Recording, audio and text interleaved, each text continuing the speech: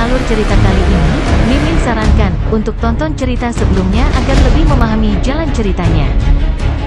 Selamat mendengarkan. Di bagian atas tembok Star Luo City, peralatan jiwa terlihat sedang diisi.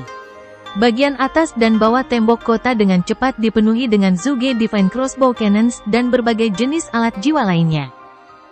3 legiun insinyur jiwa dari Shrek siap menyerang. Legiun insinyur artileri berat sekarang memiliki lebih dari 500 Zuge Divine Crossbow Cannons.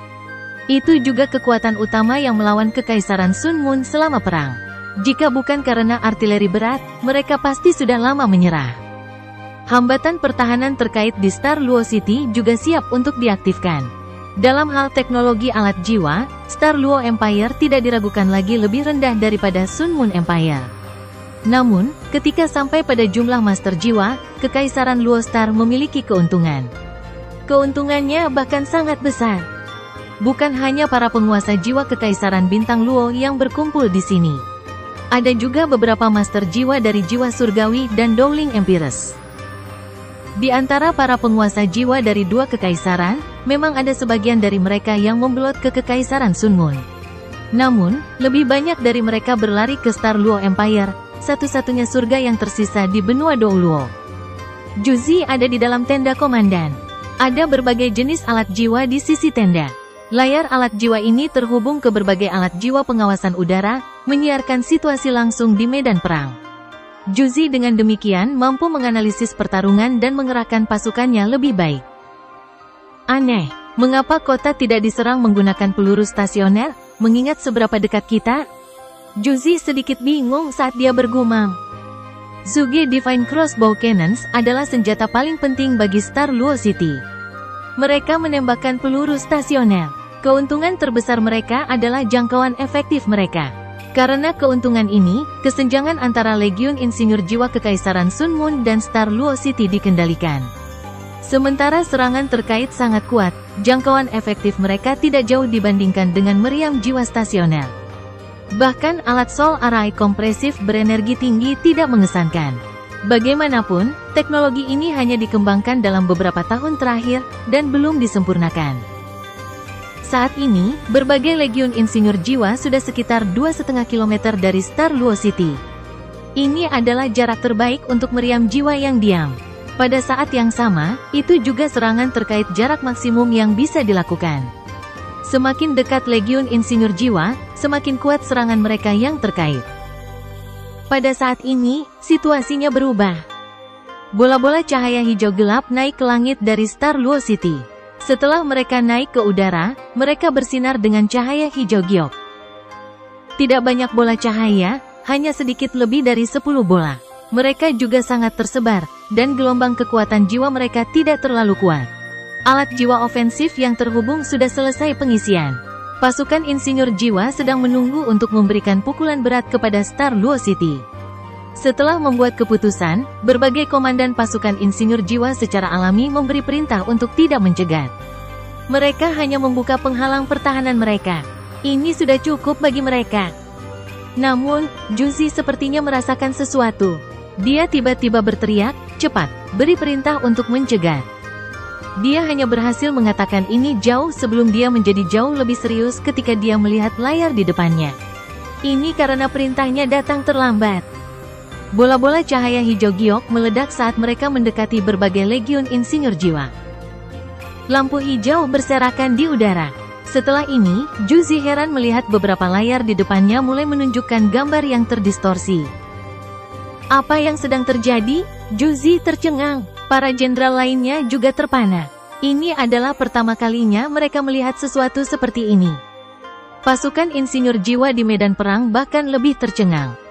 Ketika serangan-serangan terkait ini digabungkan, legiun insinyur jiwa terkejut menemukan bahwa mereka tidak bisa lagi membentuk serangan atau pertahanan terkait. Tiba-tiba, pasukan insinyur jiwa Sun Moon Empire yang tangguh bingung. Xuan Ziwen berdiri dengan arogan di atas tembok kota. Ada senyum dingin di wajahnya. Alat jiwa yang terhubung itu istimewa karena mereka terkait. Alat jiwa dengan frekuensi yang serupa dihubungkan dengan serangan atau pertahanan. Namun, bagaimana jika saya mengganggu frekuensinya? Bagaimana jika semuanya menjadi berantakan? Saya ingin melihat apakah Anda masih dapat melepaskan serangan atau pertahanan yang terkait. Ini adalah keuntungan terbesar Anda. Dan Anda akan kehilangan itu. Petik 2. Ya, ini adalah penelitian terbaru Xuan Ziwen. Itu adalah sesuatu yang mampu mengubah hasil perang. Dia akhirnya berhasil belum lama ini, dan bahkan mengubah idenya menjadi kenyataan. Semua insinyur jiwa tingkat lanjut di Sekte Tang sekarang terlibat dalam produksi alat jiwa khusus tersebut. Dia telah memutuskan untuk memanggil mereka kerang interferensi stasioner. Itu memiliki karakteristik jangka panjang dari kulit stasioner. Pada saat yang sama, itu bisa mencakup wilayah yang sangat luas dan bertahan lama. Kerang interferensi stasioner adalah perangkat serba. Mereka menghasilkan undulasi kuat namun kacau yang cukup untuk mengganggu alat jiwa pengintai udara dari Kekaisaran Sun Moon. Yang paling penting, semua alat jiwa yang terhubung akan terganggu melalui undulasi yang dihasilkan. Satu-satunya hal yang disesali Xuan Ziwen adalah penelitiannya terlambat. Jika dia berhasil ketika perang baru saja dimulai, Kekaisaran Sun Moon tidak akan menghancurkan jiwa surgawi dan kerajaan Dowling. Dengan kekuatan pertempuran dari pasukan Tuan Jiwa dari 3 kerajaan, mereka akan mampu mengendalikan para insinyur jiwa. Itu adalah penelitian yang menentukan perang. Alat jiwa yang terhubung lemah di hadapan cangkang interferensi stasioner. Tentu saja, Kekaisaran Sun Moon mungkin bisa datang dengan alat jiwa tahan gangguan di masa depan, jika diberikan waktu yang cukup. Namun, itu bukan sesuatu yang bisa diselesaikan dalam 1 atau 2 hari. Mengganggu itu mudah, menolak gangguan itu jauh lebih sulit. Api, White Tiger Duke tidak terlalu bersemangat untuk waktu yang lama.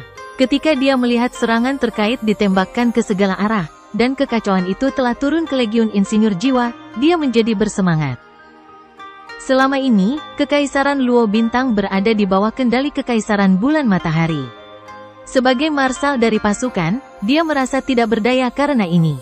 Hari ini, dia akhirnya harus mengangkat tinjunya karena cangkang interferensi stasioner ini. Dia akhirnya bisa memerangi musuh-musuhnya. Sinar cahaya naik dari Star Luo City.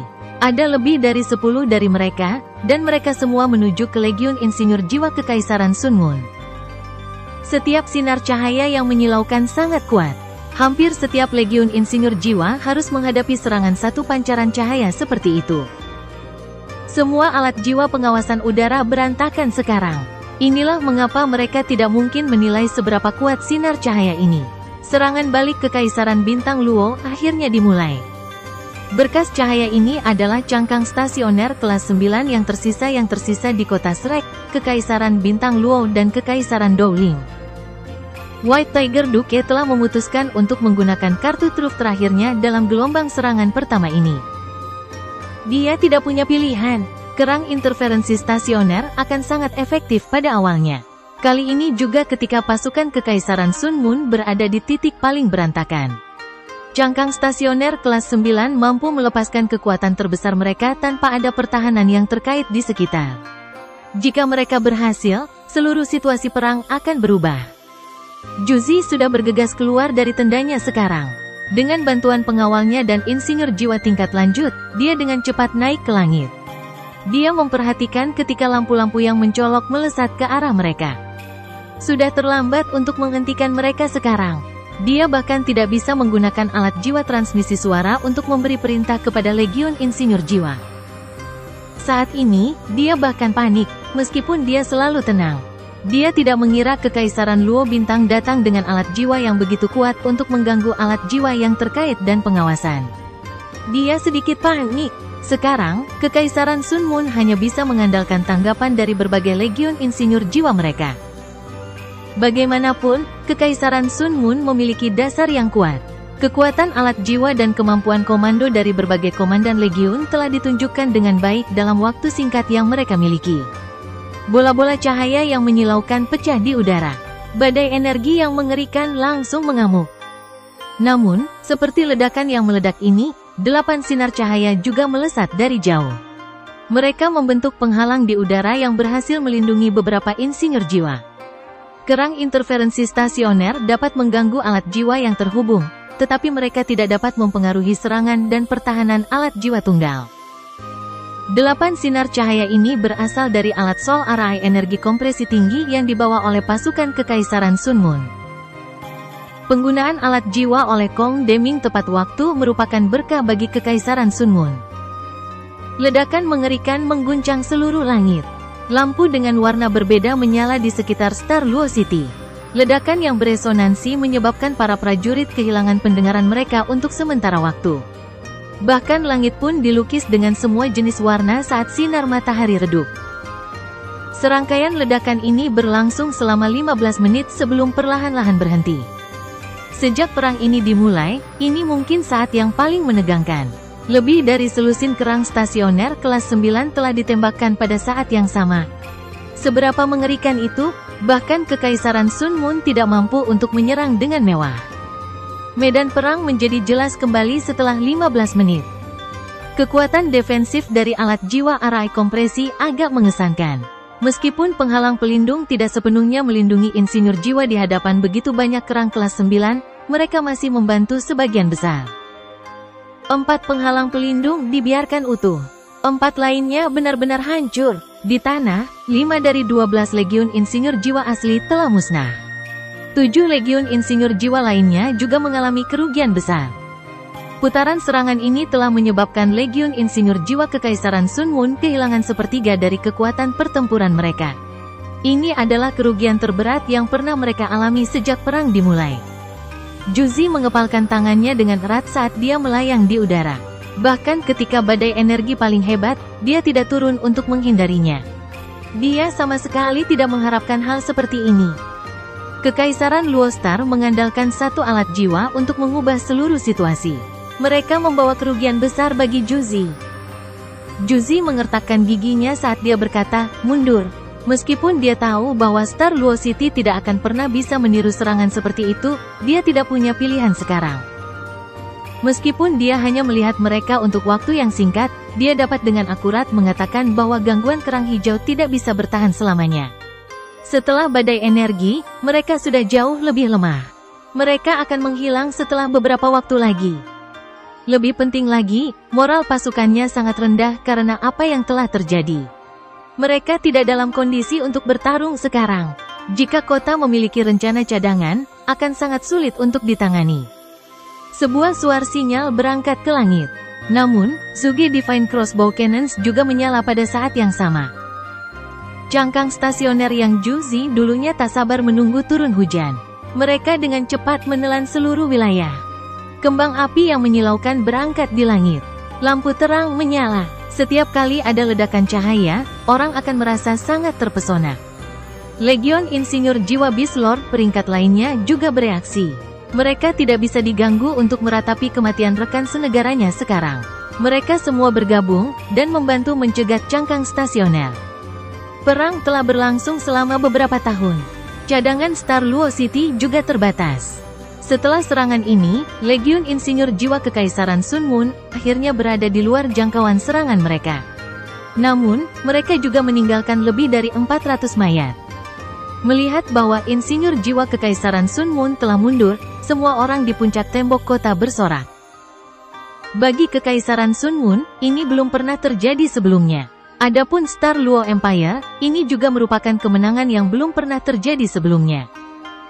Kemenangan membuat semua orang bersemangat. Wajah Xuan Ziwen bahkan memerah. Kerang interferensi stasionernya terbukti efektif setelah pengalaman langsung. Insinyur jiwa yang terjebak dalam badai energi tidak akan bertahan. Bahkan jenazah mereka tidak ditinggalkan. Ini adalah kebrutalan pertarungan yang melibatkan alat jiwa. Tenda Komandan Sun Moon Empire. Juzi berwarna hijau pucat dan diam selama 15 menit. Setelah ini, dia memberikan serangkaian pesanan. Semua insinyur jiwa kelas 9 berkumpul di tenda komandan, termasuk Kong Deming. Kami tidak siap saat ini. Itu tidak boleh terjadi lagi. Disembah, kita akan bertarung lagi besok. Harap bertanggung jawab untuk menangani cangkang interferensi tersebut. Besok tidak harus seperti hari ini. Juzi berkata pada insinyur jiwa kelas 9. Kong Deming mengerutkan alisnya dan berkata, aku tidak mengira Kekaisaran Luo Bintang datang dengan alat jiwa seperti itu. Dengan cangkang interferensi itu, kekuatan kita memang telah sangat lemah. Saya sudah memeriksanya. Undulasi gangguan tersebut dapat bertahan selama lebih dari 30 menit. Meskipun tidak murah untuk memproduksinya, mereka sekuat cangkang stasioner kelas 7. Mengingat kemampuan Star Luo Empire, mereka masih bisa memproduksinya dalam batch. Kerang ini juga mampu menutupi wilayah yang sangat luas. Itu sebabnya kami melihat apa yang terjadi sebelumnya. Jika kita ingin menghindari gangguan, tidak mungkin seperti sekarang. Alat jiwa tertaut kami masih akan terpengaruh. Pilihan terbaik yang kami miliki sekarang adalah menggunakan alat jiwa yang diam. Petik 2. Juzi menggelengkan kepalanya dan menjawab, tidak, kita tidak punya waktu. Penelitian kami pada alat jiwa stasioner telah menurun selama beberapa tahun terakhir. Kami tidak akan punya waktu untuk menggunakan cukup kulit stasioner. Kita hanya bisa mengandalkan kekuatan kita saat ini. Adipati Macan Putih, saya benar-benar ingin melihat apakah Anda dapat melawan pasukan Kekaisaran Sun Moon dengan cangkang gangguan itu. Penatua Kong, saya ingin Anda secara pribadi memimpin Sun Moon Imperial Soul Engineer Legion. Bagaimana menurut Anda? Kong Deming mengangguk tanpa suara. Malam itu sunyi, kegembiraan di Star Luo City sudah lama memudar. Hal-hal sangat sibuk di kota. Hari ini menandai kemenangan yang belum pernah terjadi sebelumnya untuk Kekaisaran Luo Star. Namun, semua orang juga tahu apa arti pertarungan kemenangan seperti ini. Itu berarti bahwa Kekaisaran sekarang berbagi permusuhan yang mendalam dengan Kekaisaran Sun Moon. Setelah perang berakhir, tidak ada yang akan selamat. Mengingat keadaan mereka, semua orang dari Kekaisaran Luo Star bersatu. Hanya dengan bertarung sampai mati, bersama dengan cangkang gangguan, mereka mungkin bisa bertahan hidup. Ini adalah satu-satunya kesempatan mereka. Su Jiawei tidak bisa tidur sepanjang malam. Dai Hao tidak bisa tidur. Penatua Suan tidak bisa tidur. Ketika sinar matahari pertama bersinar dari timur dan membelah kota Star Luo, kota itu ditutupi oleh lapisan emas. Sinyal dari Kekaisaran Sun Moon juga terdengar. Setelah satu sore dan malam istirahat, markas Kekaisaran Sun Moon seperti singa yang baru saja terbangun. Sinyal itu seperti auman singa. Itu berarti bahwa Kekaisaran Sun Moon akan mencakar-cakar tajamnya di Star Luo City. Berdiri di atas tembok kota, Duke Macan Putih tampak sangat muram. Kekaisaran Sun Moon jelas akan habis-habisan. Itu tidak akan mundur. Formasi jiwa sedang dirobohkan sehingga mereka bisa digeser ke depan. Star Luo City akan diserang, dan formasi jiwa ada di sana untuk melindungi legiun insinyur jiwa mereka. Tidak diragukan lagi, Kekaisaran Sun Moon tidak akan menunjukkan belas kasihan. Jika semua formasi jiwa dihancurkan, Kekaisaran Matahari Bulan akan berada dalam situasi bencana. Namun, apakah itu mungkin? 1 juta orang tentara bergerak bersama menuju Star Luo City. Itu seperti batu kilangan besar perlahan berputar, lebih cepat dan lebih cepat. Batu giling ini hendak menggiling Star Luo City menjadi bubuk. Sekarang, orang-orang di Star Luo City tidak punya pilihan. Mereka hanya bisa bersiap untuk bertarung. Jika mereka menang, mereka mungkin bertahan. Namun, jika mereka kalah, mereka akan hancur. Orang-orang kuat dari Akademi Shrek dan Sekte Tang semuanya berada di puncak tembok kota sekarang. Mereka semua ada di sisi utara. Ini adalah medan perang utama. 5 legiun insinyur jiwa dari tangan yang melindungi bangsa semuanya berkumpul di sini. Tanpa mengalahkan 5 legiun insinyur jiwa ini, mereka tidak memiliki peluang sama sekali. Awalnya, mereka tidak memiliki kesempatan. Namun, kesempatan itu tampaknya muncul setelah munculnya cangkang interferensi stasioner. Sinyal bernada rendah menjadi lebih keras dan lebih keras. Saat matahari bersinar lebih terang, dan setelah pasukan Kekaisaran Sun Moon meninggalkan beberapa pasukan, mereka mulai perlahan tapi pasti semakin dekat dengan Star Luo City. Su Jiawei secara pribadi datang ke puncak tembok kota. Dia berdiri di samping Duke Harimau Putih. Su Jiawei tersenyum dan bertanya, Dai Hao, tahukah Anda? Saya pernah takut kepada Anda. Petik 2. White Tiger Duke tersenyum, tentu saja aku tahu itu. Kalau tidak, mengapa Anda pikir saya selalu di perbatasan barat? Mengingat kontribusi saya seharusnya menjadi marsal dari ketiga pasukan. Bukan begitu? Petik 2. Su Jiawei menghela nafas dan berkata, ya, aku iri padamu. Saya tidak cocok untuk menjadi pemimpin kerajaan. Petik 2. White Tiger Duke menggelengkan kepalanya dan membalas, kamu tidak bisa mengatakan itu. Itu hanya masalah psikologis. Setiap kali seorang kaisar bertemu dengan seorang pejabat seperti saya khawatir itu biasanya akan menjadi reaksi. Petik 2. Su Jiawei tertawa. Mungkin, saya tidak berharap memiliki kesempatan untuk bertarung bersama Anda. Apakah Anda tahu bagaimana perasaan saya sekarang?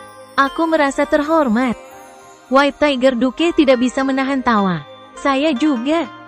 Mata Su Jiawei cerah. Biarkan bajingan kekaisaran Sun Mun datang. Saya benar-benar ingin melihat apakah kota saya jatuh lebih dulu, atau apakah darah prajurit Sun Mun akan mengering. Petik 2. 5 legiun insinyur jiwa perlahan-lahan berpisah. Di langit, semua jenis alat jiwa pengawasan udara perlahan bergerak maju. Di tanah, legiun insinyur jiwa yang tersisa mengatur kembali diri mereka sendiri. Mereka berhasil membentuk 6 legiun insinyur jiwa penuh. Tentu saja, ini hanya di sisi utara. Di 3 arah lainnya, masih ada legiun insinyur jiwa lainnya yang bergerak bersama para prajurit. Mereka siap untuk membangun formasi jiwa. Strategi kekaisaran Sun Mun sangat sederhana. Itu adalah untuk membangun formasi jiwa yang berada dalam jangkauan efektif Star Luo City. Namun, itu adalah strategi sederhana yang paling mematikan pada saat ini. Ini karena penghancuran formasi jiwa itu bisa diandalkan begitu mereka sepenuhnya dibangun. Sementara Star Luo City dapat mengacaukan serangan dan pertahanan kekaisaran Sun Mun yang terkait, mungkin masih tidak mampu menangani kekuatan formasi jiwa.